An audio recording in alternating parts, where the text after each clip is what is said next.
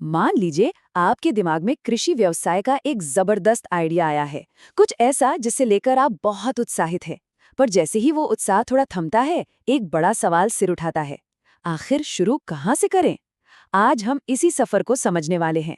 कैसे एक आइडिया को एक ठोस प्लान में बदला जाए, और हम खास तौर पर उन संपत्तियों पर ध्यान देंगे जो किसी भी सपने की नींव होती हैं। और ये रहा वो सवाल, सबसे बड़ा सवाल, जो हर नए कारोबारी की नींद उड़ा देता है। कोई भी काम शुरू करने से पहले यही वो आंकड़ा है जो आपके आइडिया को हकीकत बना भी सकता है और तोड़ भी सकता है। तो चलिए पता लगाते हैं कि इस सवाल का जवाब ढूंढा कैसे जाए। ठीक है, तो इस बड़े सवाल को ना दो आसान हिस्सों में तोड़ते हैं। पहली है स्टार्टअप लागत, मतलब बिजनेस शुरू करने के लिए जो भी पैसा एक बार में चाहिए। और दूसरी है परिचालन लागत, यानी रोजमर्रा के वो खर्चे जो बिजनेस को चलाते रहने के लिए जरूरी हैं। पर एक मिनट रुकिए, इससे पहले कि हम कैलकुलेटर निकालें और हिसाब किताब में लगे, कुछ और बुनियादी काम करना बहुत जरूरी है। असल में लागत का हिसाब लगाने से पहले कुछ बड़े सवालों के जवाब देने होते हैं। और यही वो सबसे पहला और सबसे जरूरी सवाल है। एक पल के लिए पैसों की चिंता भूल जाइए। इससे पहले कि 1 रुपये का भी बजट बने, हमें ये साफ साफ पता होना चाहिए कि हमारा उत्पाद बनेगा कैसे और कहाँ। बाकी सब कुछ इसी एक सवाल के जवाब पर टिका है। इसे समझने का सबसे अच्छा तरीका है उत्पादन के 3 स्तंभों के फ्रेमवर्क से। और हमारा पहला और सबसे बुनियादी स्तंभ है जमीन। ये वो कैनवस है जिस पर हमारे कृषि व्यवसाय की पूरी तस्वीर बनेगी। अब ये बात वाकई बहुत दिलचस्प है। हर जमीन एक जैसी नहीं होती। यूएसडीए इसे क्लास 1 से लेके 8 तक के पैमाने पर रखता है। जैसा कि हम यहाँ देख सकते हैं, न्यूयॉर्क में सिर्फ 22% जमीन ही प्राइम क्वालिटी की है, जो बिना ज्यादा मेहनत के खेती के लिए तैयार है। इसका मतलब क्या हुआ? इसका मतलब ये है कि ज्यादातर जमीनों को उपजाऊ बनाने के लिए अच्छा खासा पैसा और वक्त लगाना पड़ेगा। तो जब भी किसी जमीन को देखें तो एक जासूस की तरह सोचना होगा। मिट्टी कैसी है? क्या ये बाजारों के पास है? क्या वहाँ के कानून हमें वो काम करने देंगे जो हम चाहते हैं? पानी, बिजली जैसी सुविधाएं हैं या नहीं? इनमें से किसी भी बात को नज़रअंदाज करना बाद में बहुत महंगा पड़ सकता है। और फिर आता है एक बहुत बड़ा फैसला, जमीन खरीदें या किराए पर लें। खरीदने से पूरा कंट्रोल मिलता है, लेकिन साथ ही भारी कर्ज और एक ही जगह से बंद जाने का रिस्क भी होता है।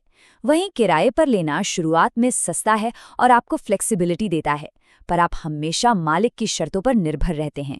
इसका कोई एक सही जवाब नहीं है। चलिए अब दूसरे स्तंभ पर आते हैं, इमारतें और सुविधाएं। ये हमारे बिजनेस का ढांचा है, वो जगह जहां हम अपना उत्पाद बनाएंगे, प्रोसेस करेंगे और स्टोर करेंगे। यहाँ हमारे पास मोटे तौर पर 3 रास्ते हैं। या तो हम बिल्कुल नया कुछ बना सकते हैं, या फिर किसी पुरानी इमारत को अपनी ज़रूरतों के हिसाब से बदल सकते हैं, और तीसरा विकल्प है कि कहीं और बनी बनाई सुविधा किराए पर ले लें। इसे एक असल उदाहरण से समझते हैं। फिंगर लेक्स ब्रांडी नाम की एक डिस्टिलरी किसी भी आम जगह पर काम नहीं कर सकती थी।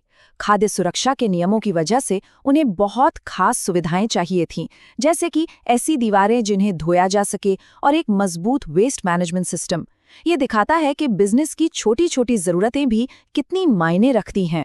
और इन ज़रूरतों को पूरा करने के लिए उनकी मौजूदा इमारत को रेनोवेट करने का अंदाजन खर्च था $17,500। ये एक ठोस नंबर है जो दिखाता है कि कैसे आपका बिजनेस आइडिया सीधे सीधे लागत से जुड़ा होता है।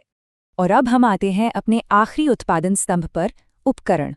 ये वो औजार और मशीनें हैं जिनकी ज़रूरत हमें अपना उत्पाद बनाने के लिए पड़ेगी। ट्रैक्टर से लेकर पैकेजिंग मशीन तक, सब कुछ। ज़मीन की तरह ही यहाँ भी वही सवाल है, खरीदें या किराए पर लें। खरीदने का मतलब है कि वो चीज़ आपकी है, लेकिन जब वो खराब होगी तो उसे ठीक कराने की जिम्मेदारी भी आपकी है, और शुरू में पैसा भी बहुत लगता है। किराए पर लेने से आप इस शुरुआती लागत और रखरखाव की सिरदर्दी से बच जाते हैं। चलिए वापस फिंगर लेक्स ब्रांडी के उदाहरण पर चलते हैं। एक डिस्टिलरी चलाने के लिए उन्हें बहुत ही खास तरह के उपकरणों की ज़रूरत थी। उनकी शॉपिंग लिस्ट काफ़ी लंबी और स्पेसिफिक थी। उन्हें मुख्य डिस्टिलरी यूनिट चाहिए थी, मिक्सिंग के लिए टैंक चाहिए थे, तैयार ब्रांडी रखने के लिए स्टोरेज टैंक, और हाँ, इन सब को आपस में जोड़ने के लिए ढेर सारे पाइप और दूसरे पुर्जे। और इन सभी खास उपकरणों को खरीदने की कुल अनुमानित लागत थी $17,000। ये एक और ठोस आंकड़ा है जो सीधे हमारी प्लानिंग से निकलकर हमारे बजट का हिस्सा बन रहा है। तो अब तक हमने उत्पादन के तीनों स्तंभों को एक-एक करके समझ लिया है। अब वक्त है अपने पहले सवाल पर वापस जाने का। इन सब में कितना खर्च आएगा? अब हम सारी कड़ियों को जोड़ने के लिए तैयार हैं। सबसे पहले हमने जमीन के लिए एक योजना बनाई। ये तय किया कि जमीन पर हमारा कंट्रोल कैसे होगा और ये भी पक्का किया कि वो हमारी जरूरतों के लिए सही है या नहीं।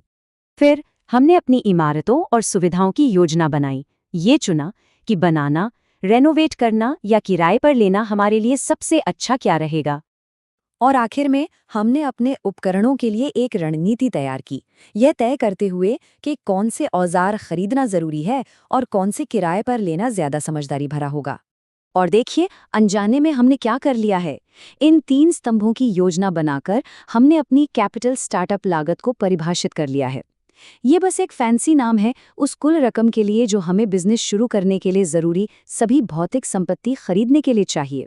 तो फिंगरलिक्स ब्रांडी के मामले में जमीन पर तो कोई खर्च नहीं था, लेकिन उनकी इमारतों की लागत $17,500 से $35,000 और उपकरणों की लागत $17,000 से $20,000 के बीच थी।